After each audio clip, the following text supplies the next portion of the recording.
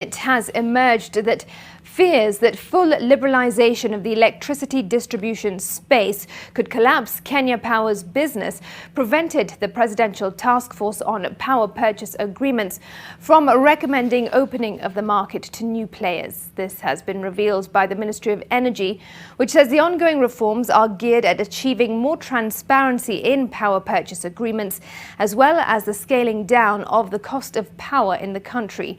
The government has, however, said it is committed to the open access provisions of the Energy Act of 2019, which promises to liberalise the market in future. NTV's Nina Shaban has more details.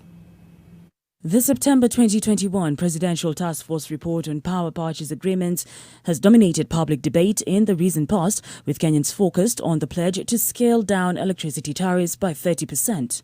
The full implementation of the report of the Presidential Task Force on review of power purchase agreements that establishes a pathway for the reduction of electricity prices by 30% by or before the 24th of December this year.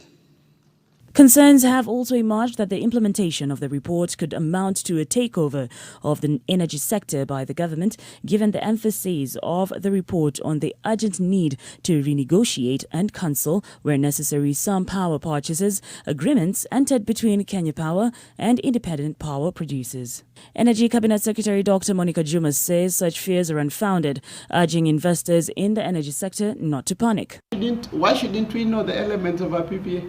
Why? Why shouldn't it be public knowledge? Why? Why? Because accountability must go with transparency. You cannot say, you're going to generate power for Kenya, but you know what, it is a secret. Why should it be a secret? We should know. We know the global averages for production of power. So let it be competitive, because that is who we are. We are a competitive economy. The government has also revealed that the option of liberalizing the energy sector was considered as part of the recommendations by the task force, but fears as to what this would mean for the sustainability of Kenya Power called for caution. You must balance the two interests, so that if you then push towards an immediate discussion on liberalization, then you'd have to think about what is the impact for current PPAs that have been signed and markets, segments that it is expected to utilize for purposes of supporting these contracts that it has entered into.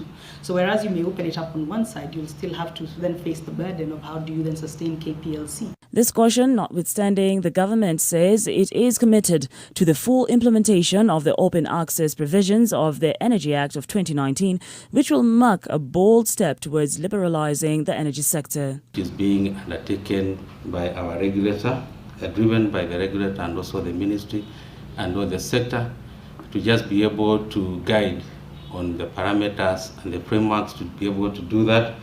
Because again, it is also good to do it while protecting the sectors which are there, that is Kenya Power. The government has planned reforms in the energy sector in 3 phases: short-term, mid-term and long-term. And the state says that it is prioritizing the sealing of revenue leakages, bedeviling Kenya Power as one of the short-term measures aimed at putting the struggling distributor on a sound financial path. For NTV, I'm Nina Shaban.